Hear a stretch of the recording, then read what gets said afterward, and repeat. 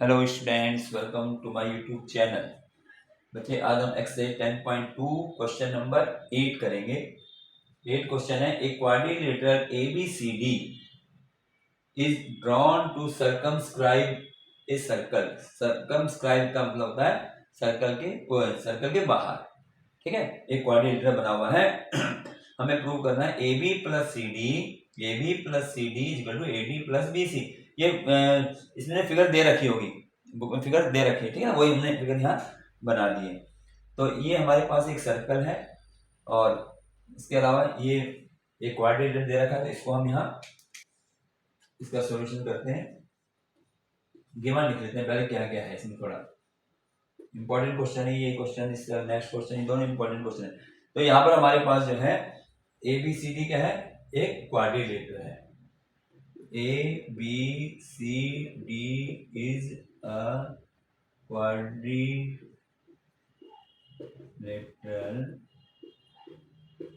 पूरा लिखो क्वाड्रिलेटरल। ठीक है ना, और कहाँ पे ड्रॉ हो रहा है ये, drawn to circumscribe a circle.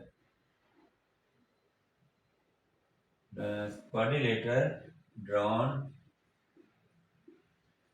To, पूरा उसको लिख दो, circumscribe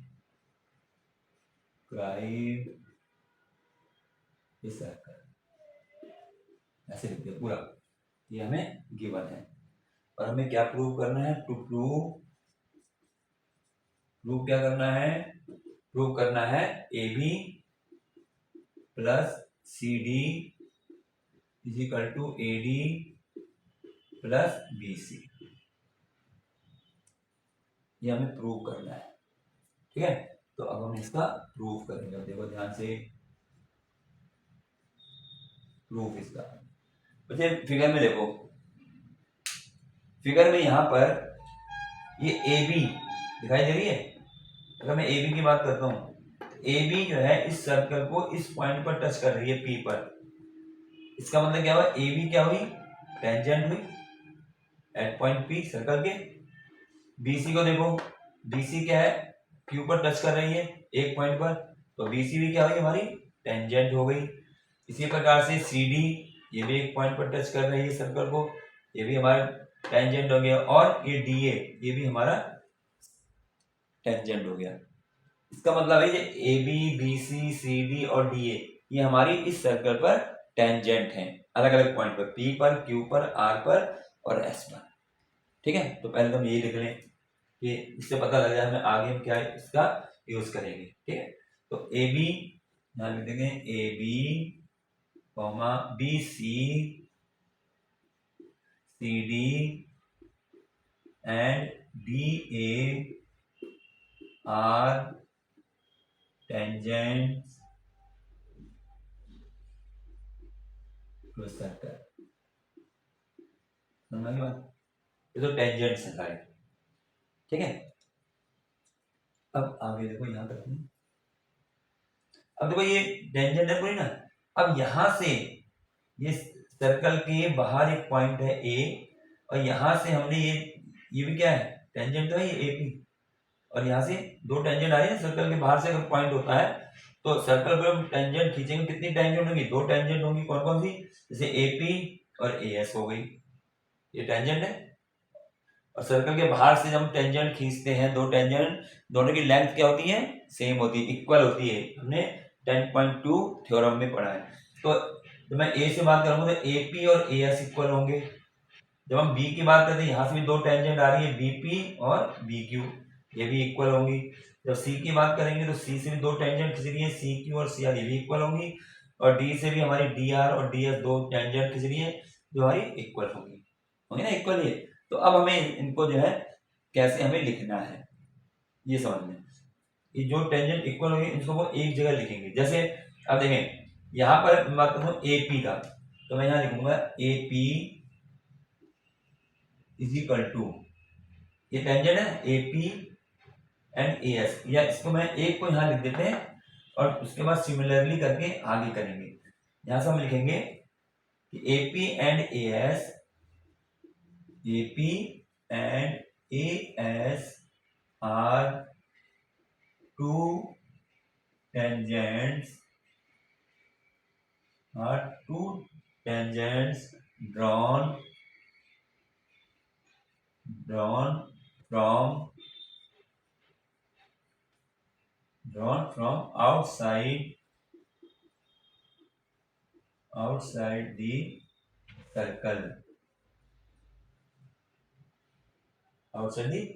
circle, from point A। ये मैंने अलग से ये लिख दिया समझने के लिए कि AP और AS है, AP and AS are two tangent drawn from outside the circle from the point A. अब हमने क्योंकि थोड़ा पढ़ी हुई कि सर्कल के बाहर से अगर पॉइंट लेते हैं और उस पॉइंट से हम सर्कल पर टेंजेंट खींचते हैं तो वो दोनों टेंजेंट इक्वल होती है। तो यदि हम ये लिख सकते हैं AP is equal to AS, लिख सकते हैं पूरा। अब ऐसे और को भी लिख लें। अब इसमें लेते हैं बी पे आओ, BP is equal to BQ होगी, BP is equal to BQ होगी। अब यहां पे आ जाओ सी के लिए क्या लेंगे।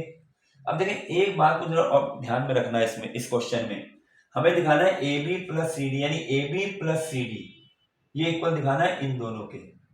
तो जब मैं AB की बात करूंगा, AB हमारे दो पार्ट में बढ़ रहा है, AP में और PB में, ठीक है ना। इसी प्रकार CD भी दो पार्ट में बढ़ रहा है, CR और RD में।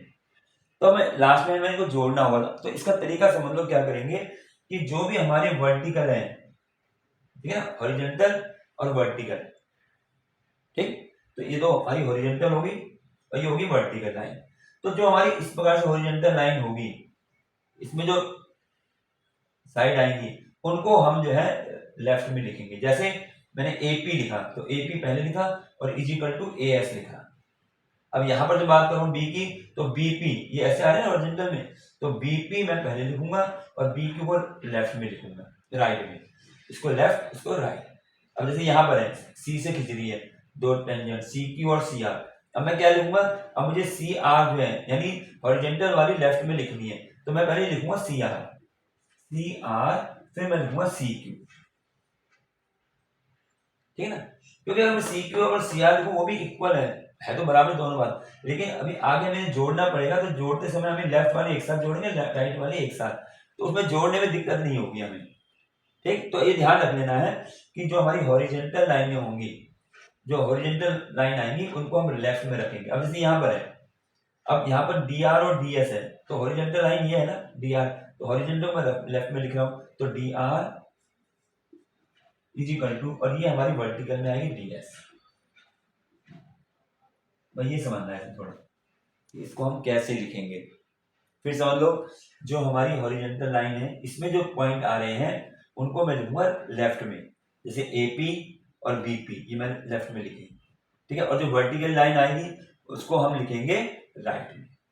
इसलिए यहाँ पर देखो CQ और CR है ना, तो ये तो वर्टिकल लाइन हो गई, ये हॉरिजॉन्टल है, तो हॉरिजॉन्टल वाले को मैंने लेफ्ट में लिखा है और इसको राइट में लिखा, और इनको हमने नंबर दे दिए 1 2 3 और ये 4, ठीक। और वैसे मैंने ये ऊपर लिख दिया है, लेकिन इसके सबके लिए हम लिख सकते हैं, क्या लिख सकते हैं, tangents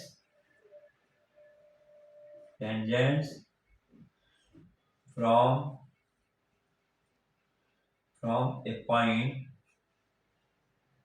a point outside the circle,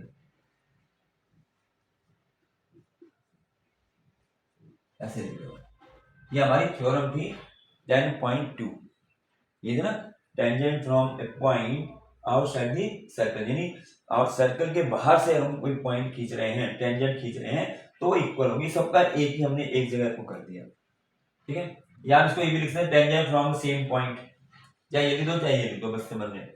अब इसको हमें जो है सबको प्लस करना है, 1 + 2 + 3 + 4 ऐसे प्लस करना है। अब कैसे प्लस करेंगे, इसको मैं यहाँ करता हूँ, इनको यहाँ प्लस कर देते हैं। अब देखिए प्लस कैसे करेंगे, पहले लेफ्ट वाले लिखो AP प्लस BP प्लस CR प्लस DR, फिर इजिकल टू, अब इजिकल टू के राइट वाले लिख दो, A S plus B Q, A S हो गया A S plus B Q, ठीक है, plus C Q plus D S. Left right, left वाले लेफ्ट में जोड़ दिए, राइट वाले राइट में जोड़ दिए इन सबको। अब देखो हमें जो प्रूव करना है कैसे आएगा, AP plus BP, AP plus BP या पीवी कह लो, ये क्या हो जाएगा, ए बी हो जाएगा पूरा। इसको यदि मैं एक साथ ऐसे लिखूं तो ये हमारा ए बी बन गया, ये बन गया A B, plus C R plus D R, देखो C R plus D R क्या बन जाएगा, C D is equal to, अब यहाँ पे देखो ए एस, अब ए एस के साथ बी क्यों लिखा ना, तो ए एस के साथ ए डी तो जब बनेगा जब ए एस के साथ क्या है, डी एस, और डी एस ही रहा, तो इसको हम जो है आप इस प्रकार से इसको अरेंज कर लें। कैसे होगा, जब पहले मैं बी सी लिख दूँ, बी सी वाले बी क्यू, मेरा बी क्यू और सी क्यू, इन दोनों को मैं एक साथ लिख लेता हूँ, B Q plus C Q plus, इन दोनों को एक साथ लिख दें, ये अलग अलग होगा ना, एक साथ लिख लो इसको। तो अब हमारा बन गया A B plus C D is equal to, अब B Q plus C Q, देखो B Q plus C Q ये हमारा पूरा क्या बन गया, बी सी बन गया, प्लस ए एस प्लस एस डी या डी एस, ये पूरा क्या बन गया, ए डी बन गया। ये हमारा प्रूफ हो। इंपॉर्टेंट क्वेश्चन है, इसमें एक प्लस का ध्यान रखना कैसे करना है। और ये सारी टेंजेंटें हैं, ए बी भी हमारी टेंजेंट है, बी सी सी डी सब हमारी टेंजेंट है, लेकिन हमें ये पॉइंट ए से देखना, तो बाहर वाले से देखना है कि बाहर वाली जो पॉइंट है इससे इसमें दो टेंजेंट खींची गई है, ए पी और ए एस। तो मैंने पहले एक बार एक के लिए लिख दिया, बाकी सब जो है उसी के अनुसार इक्वल हो जाएंगे, जब सब इक्वल हो गई तो इनको प्लस कर देंगे, प्लस करने से हमारे पास A B plus C D equal to B C plus A D, हमारा ये आंसर आ जाएगा जो हमने प्रूव करना था।